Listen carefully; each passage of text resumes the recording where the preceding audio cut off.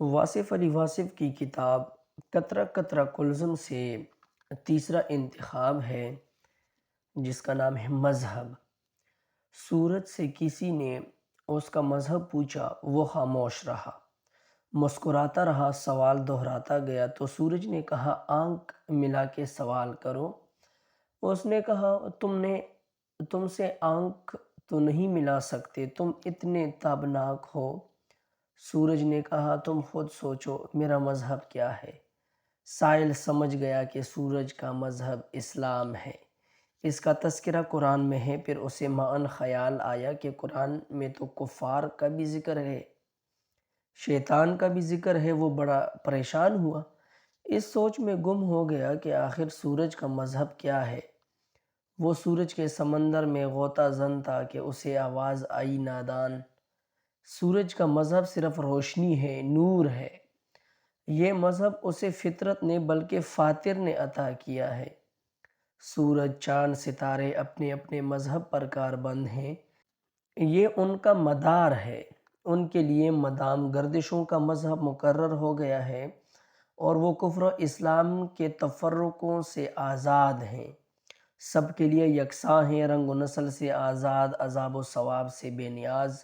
اس نے سوچا کہ یہ عجیب بات ہے کہ مذہب سب کا الگ ہے اور خالق سب کا ایک ہے، تعجب ایسے نہیں ہو سکتا۔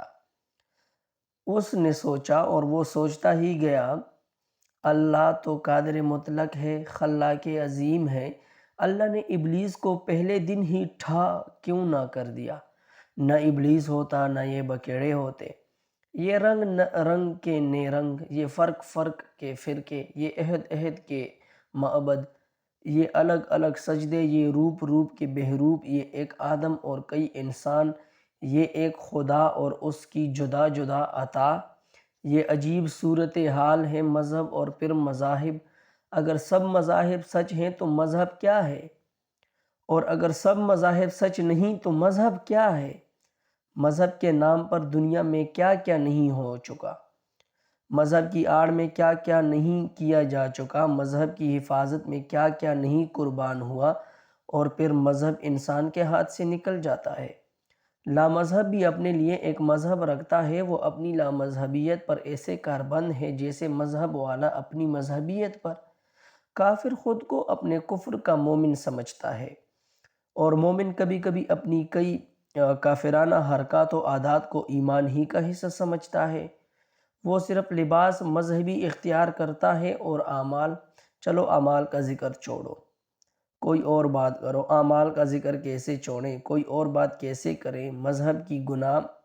مذہب گناہ کی سزا دیتا ہے، گناہگار کو اپنے دامن سے دور نہیں کرتا۔ یہی تو عجب بات ہے کہ مذہب بھی جاری رہے اور برائی بھی قائم رہے۔ برا انسان اچھا مذہب اختیار کر لینے کے باوجود برا، اور تعجب ہے کہ اچھا انسان مذہب نہ اختیار کرنے کی وجہ سے پھر برا۔ یہی مذہب کی امریت ہے کہ وہ ایک غیر متبدل نظام تعزیر رکھتا ہے۔ جو مذہب کو نہ مانے اس کے لیے ایک جہنم، نار جہنم، عذاب، عبرت مقرر ہے، اور جو مذہب کو مانے اس کے لیے ایک ایسا راستہ ہے جس پر چلنا اس وقت تک ممکن نہیں جب تک اللہ مدد نہ فرمائے، اور اللہ کی مدد مقدر والوں کے حصے میں آتی ہے۔ آج کا انسان مذہب سے آزاد ہونا چاہتا ہے۔ کیوں؟ مذہب نے اس کا کیا بگاڑا ہے؟ مذہب کی موجودگی میں وہ اپنے گناہوں پر ندامت کرنے پر مجبور ہے۔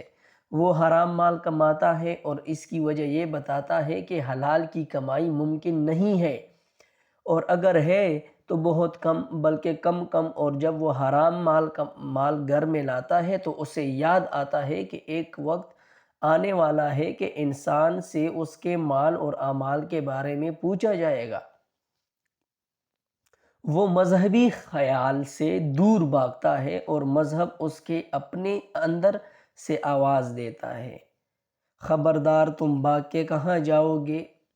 میں تمہارے ضمیر میں ہوں، تمہارے خون میں ہوں، تمہارے خمیر میں ہوں۔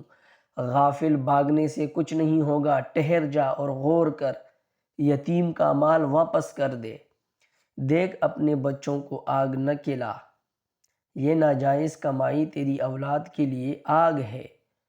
تیرے معصوم بچوں نے تیرا کیا بگاڑا ہے؟ ان معصوموں پر رحم کا، انہیں عذاب کا لقمہ نہ کھلا۔ رشوت کی دولت تیرے لیے، تیری اولاد کے لیے ایک عذاب ہے، باز آ، نادان عقل کر۔ لیکن نادان کیسے عقل کرے؟ مذہب کیا بتائے؟ مذہب نے زندگی میں بڑے انقلاب برپا کیے ہیں۔ امیر آدمی کو مذہب بڑا راس آیا ہے، وہ اللہ سبحانہ و تعالیٰ کی مہربانیاں حاصل کرتا ہے، مال جمع کرتا ہے اور بہت زیادہ جمع کرتا ہے، اللہ کا شکر ادا کرتا ہے اور صرف شکر ہی ادا کرتا ہے، مال تقسیم نہیں کرتا۔ وہ غریبوں کو توکل کی دولت سے مالا مال دیکھنا چاہتا ہے، غریب کو صبر اور استقامت کا درس دیتا ہے، وہ بیمار کے لیے دعا کرتا ہے، اسے دوائی نہیں دیتا اور خود بڑے بڑے ہسپتالوں میں داخل خارج ہوتا رہتا ہے۔ اس کے جسم سے خوشبو آتی ہے، اس کا لباس عطر میں ڈوبا ہے اور دل فکر میں۔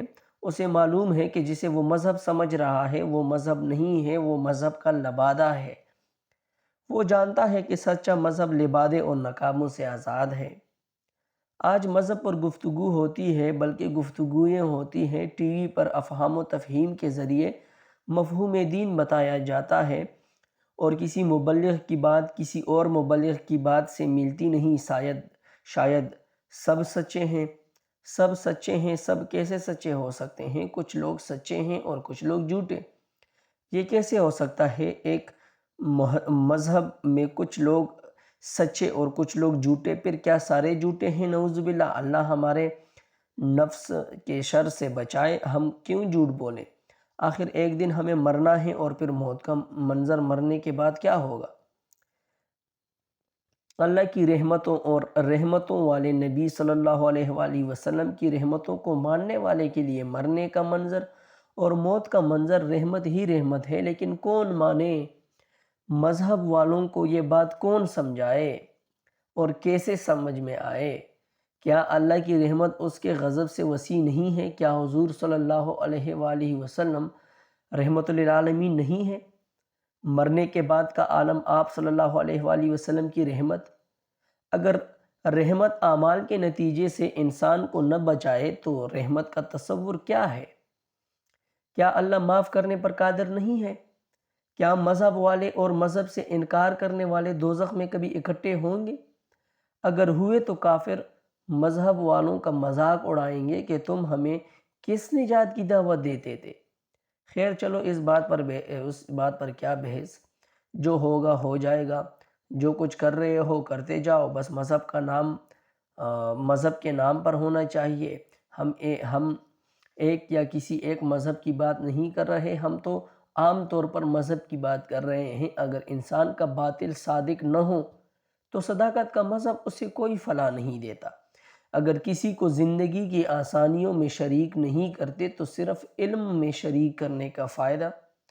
وہ علم تو بتاؤ جس کے ذریعے تم اتنے امیر ہو اور تمہارا پڑوسی غریب ہے، جبکہ تم دونوں ایک ہی دفتر میں ملازم ہو، ایک ہی تنخواہ پر۔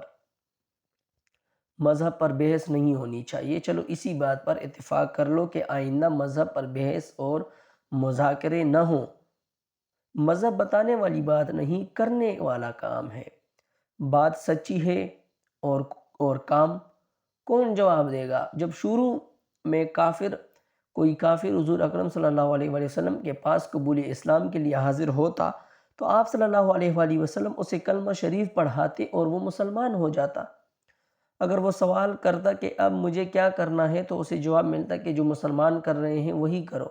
جہاد کا وقت ہے تو تیاری کرو، اور اگر امن کا زمانہ ہے تو رزق حلال کماؤ، محنت کرو، عبادت کرو۔ کسی سے یہ نہیں کہا گیا کہ اب تم کتابیں پڑھو، تقریریں کرو۔ آج مذہب پر لائبریریاں بھری ہوئی ہیں اور انسان کا دل خالی ہے۔ مذہب علم نہیں، عمل ہے، اور عمل کی انتہا یہ ہے کہ وہ انسان کامل صلی اللہ علیہ وآلہ وسلم جو سب میں افضل ہیں، ان کی زندگی سب سے زیادہ سادہ، سب سے زیادہ غریب، اور یہی ہے سب سے زیادہ بلندی۔ مذہب یہ ہے کہ خود پیاسا ہونے کے باوجود اپنے پیاسے بھائی کو پانی کا واحد پیالہ پیش کر دے اور خود جام شہادت نوش کر لے۔ مذہب کہ عمل کی بات کیا تھی اور علم کی بات کیا ہے۔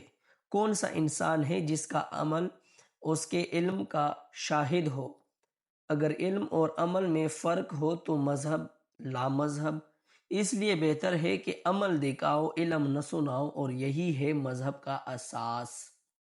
سورج کی روشنی اس کا مذہب۔